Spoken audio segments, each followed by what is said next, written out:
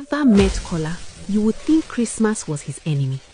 Not because he didn't like celebrations, not because he didn't love his wife and children, but because every December, his wife Evelyn turned into a completely different person. For Evelyn, Christmas wasn't a holiday, it was a competition. A full-blown beauty contest mixed with village Olympics. Her motto was simple: we must not go to the village and look poor. And every year, Kola's blood pressure followed the calendar upward. Kola was a calm, quiet government worker who minded his business. His monthly salary arrived late, left early, and never stayed long enough to breathe. They had 2 children. Evelyn always wanted to look like the richest woman in her village when they traveled for Christmas.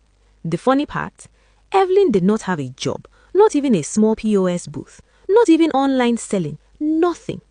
She was a full-time housewife, and instead of getting a little business to support the family, she preferred applying makeup to stay at home and forwarding Instagram reels of luxury bags to her husband with captions, "Baby, I want. Christmas is coming, oh, don't fall my hand this year." Kola used to look at her and wonder if he mistakenly married a lazy wife who loved soft life but refused to lift a finger. You see, last year's Christmas, shame came for her with full chest. Her secondary school friends arrived in the village in new cars, all tinted windows and loud music. They stepped out wearing designer gowns that sparkled under the Hamatan sun, their nails clicking like high-budget actresses.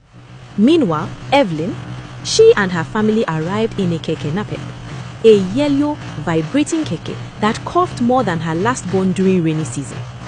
As they got down, one of her old classmates gasped dramatically and said, "Evelyn, now you be this? Where is your car?"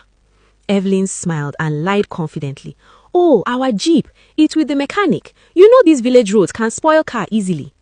The women nodded politely, but the smirk on their faces almost killed her.